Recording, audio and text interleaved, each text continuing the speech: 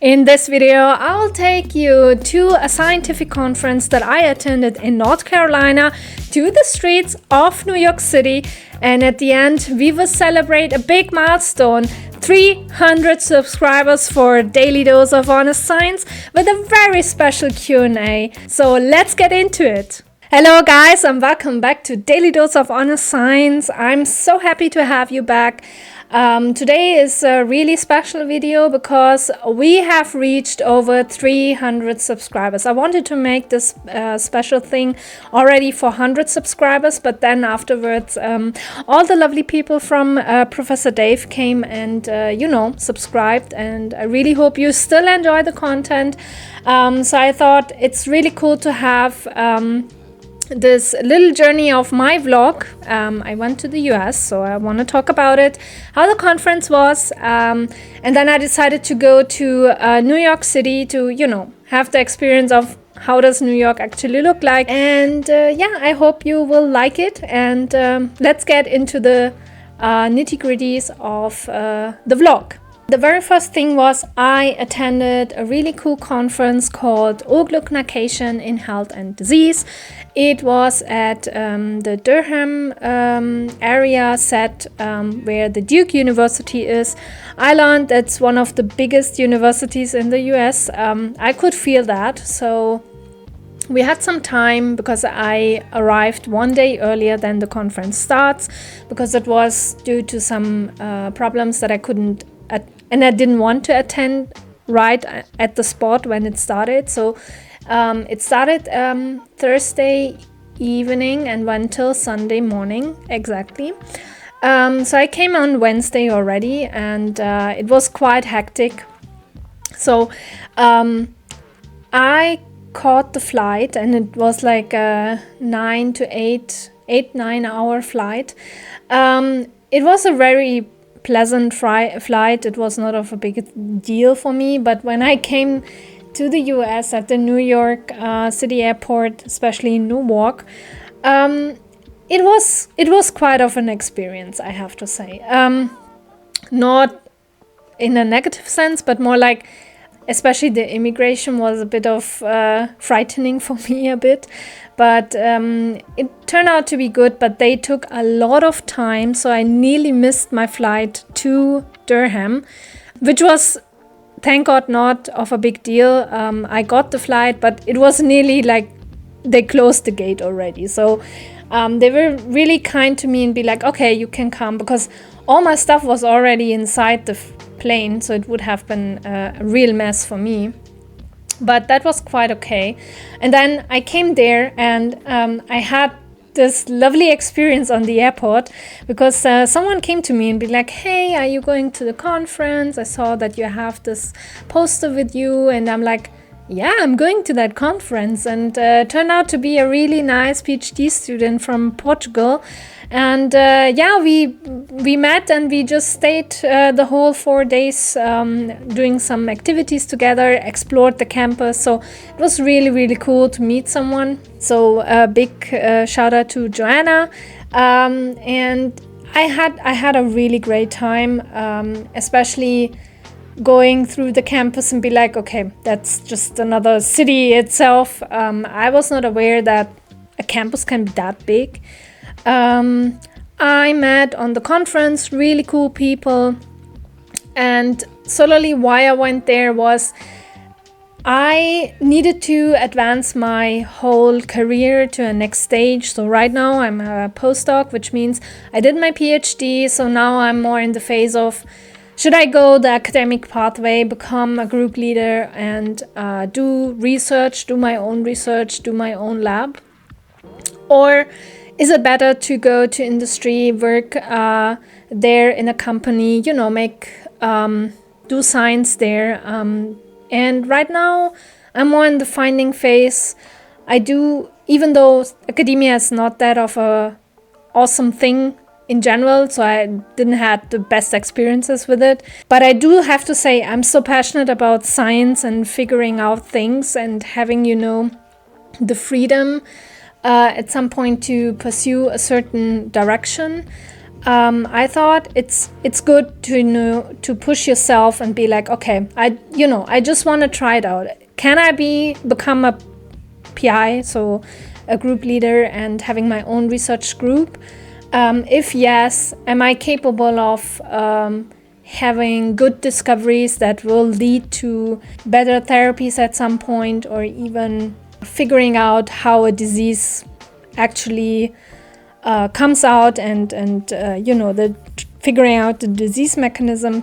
And I'm fascinated by this modification. So just that you understand, proteins in our cell can be modified. I always call it like you decorate them.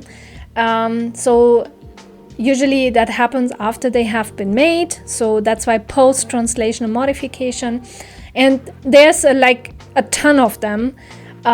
Determining, depending on which kind of cell cycle stage, maybe on which outside cues come to the cell, what kind of signaling comes, that certain proteins are actually modified. And that has an outcome on the actual function of the protein, and downstream what kind of effect this has. And it all has to do with that cells adapt to the current environment, that they can survive, but also help to turn on or turn off gene expression. So and this specific modification is a sugar modification. So it's quite interesting how this sugar modification is or having shown to be playing a part, for instance, in cancer development, but also in type 2 diabetes formation, and other like neurological disorders, also in Alzheimer's and Parkinson's disease.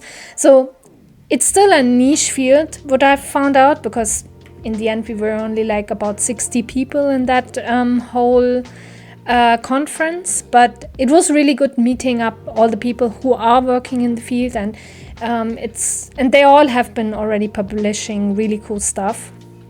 So that was mainly my goal, to meet these people, to pitch also my idea, which was really good.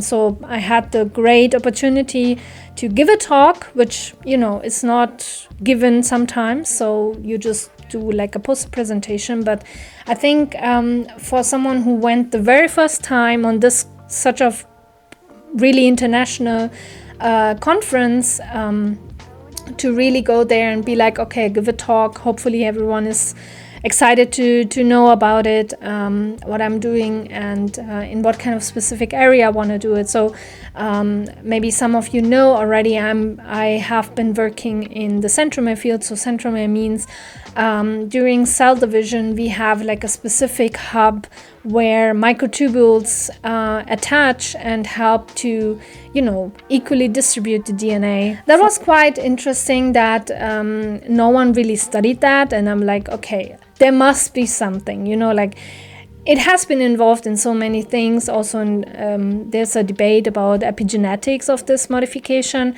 So I was like, there must be a way. And then in my PhD I already started a bit with having a look on it, and some prediction tools that you could use, and some preliminary data, because I had the opportunity to also lead a collaboration on making such a matrix to enrich for these glycosylated proteins. Because the problem that we have still in the field is, if you want to study it, you need to ensure that you have like all the modification present, and it's quite difficult to get them all. There's still people who are refining applications, and specifically in the field that I am with proteomics, so studying the proteins and analyzing them with the mass spectrometer.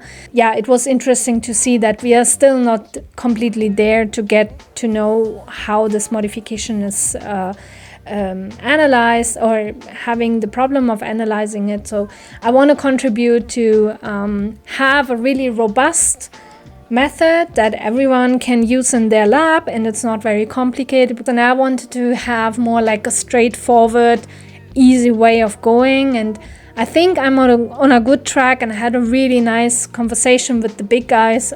It was a huge win for me, and I met so many great people. We even went for 2 times for dinner afterwards. So it was really, really a nice, pleasant stay. My personal highlight was really the talk and giving the presentation and the poster. The poster, unfortunately, didn't drive too many people. I got some feedback that it was a good talk, but as self-critical as I am, I was thinking maybe it was too boring, maybe it was too specific to my niche.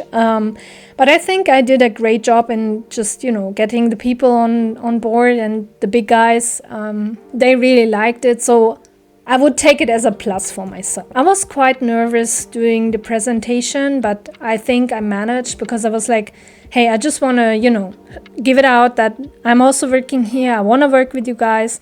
Collaboration and translation is very important to me. I was so bold enough at the end that I really, told the people, hey, I'm looking for a group leader position. If you would know something, please let me know.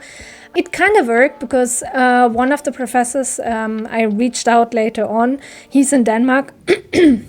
He really was like, hey, if you need help, it's quite competitive, but I think you can figure out an application, and maybe you get the chance to get some, money that you can build up your lab. And I was very thankful, so I will maybe get back to him. It's also about figuring out where I want to go, right? So do I want to stay in Europe? Do I want to have the experience of going out?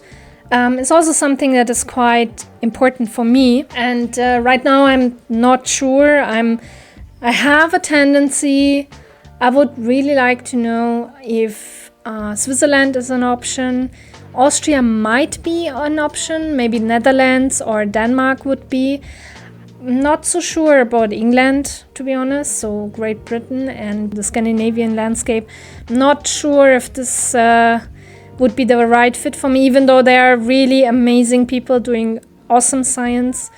But I think it also has to do you fit in there? And I realized I do need sun, I do need a bit of warmth, a good weather. So that's quite of what I need. Since I like New York a bit, I thought maybe Boston would be a good fit. So maybe next time, if I have the time to visit Boston, I would like to know if this would be something that I can apply to. But yeah, it all depends on where are the positions, how much money do you bring, and if you're eligible in that sense. The main problem that I have right now is, albeit having a really good idea and maybe something that will have an impact on like developing a certain cool method, my scientific record right now is not really strong. I do have a paper published in a high journal, but I'm not first author. That's the main problem. The second paper is right now in revision. I'm also not first author there. I'm second author.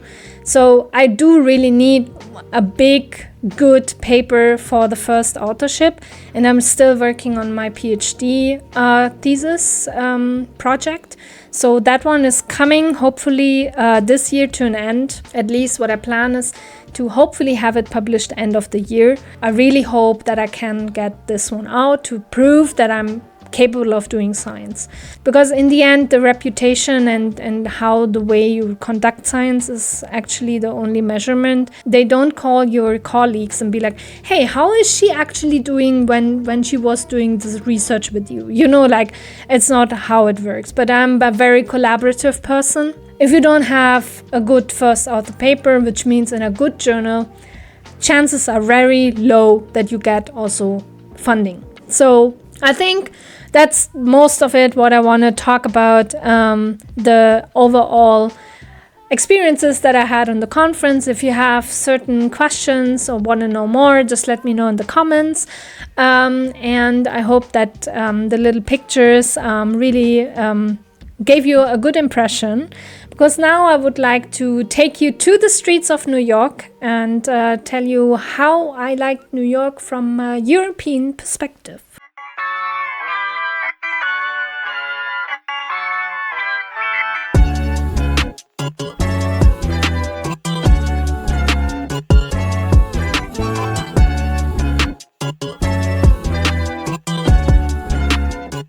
So when I came to New York, I went to West New York City, so actually the opposite side of Manhattan, because I had booked there an Airbnb.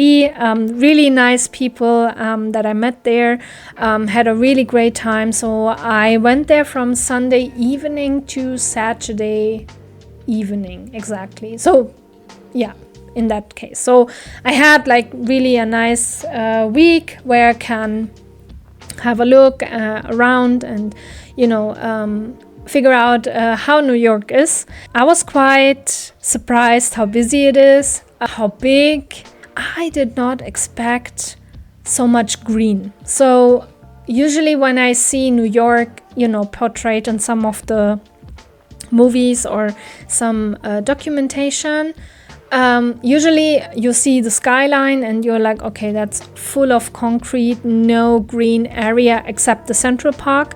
But that was not true. I was quite surprised that they always made some little green spots in between, which made it a bit easier because sometimes it was so hot. I never had this kind of experience except in India. It was really interesting to me. It was really humid, really hot. My highlight was a little shop that already existed in the 1800s. So it's like 4th or 5th generation people, or 6th even, where I got roasted coffee. So I was quite surprised that the coffee there was completely different. So when I I wouldn't have expected that coffee would taste so differently in different countries. So I knew the German coffee, so that was quite good. And then I went there and tasted the coffee and be like, wow, that's completely different. And, you know, I'm not the one who's going to Starbucks to buy the coffee. So I went to a coffee roastery, and they had like lots of different coffee beans, differently roasted, what kind of flavors you want. So I bought a coffee from there and tasted it here with my mom, and it was really, really good. So we still have it. It's quite nice to have, you know, on the weekend some kind of little New York in your cup. Yeah, I did the usual sightseeing stuff. I did not went to any tower to see like New York from the top. I didn't want to pay so much money, to be honest. But I went to all the places that are quite famously known. I liked the State and Ferry Island to see like from a bit more far away the Liberty statue. So I made also there some really cool, and I really liked, you know, being on a ferry. That was quite interesting, and I really liked the overall atmosphere there, and it was really calm, even though many people were on the ferry, but you still had some place to sit, or if you didn't want to sit, you could have like a really cool view on the Hudson River. What kind of favorite other places? So one that really took me a bit down was, of course, the World Trade Center memorial, because you only know from the pictures how it looked like and how massive it was, but standing there, seeing this whole area being, you know, completely vanished and having this kind of void there, and then all the names are written there, was quite intimidating and left me a bit speechless, because it's so crazy how many people have died there. So that was definitely something that left a mark somehow on me, I would even say.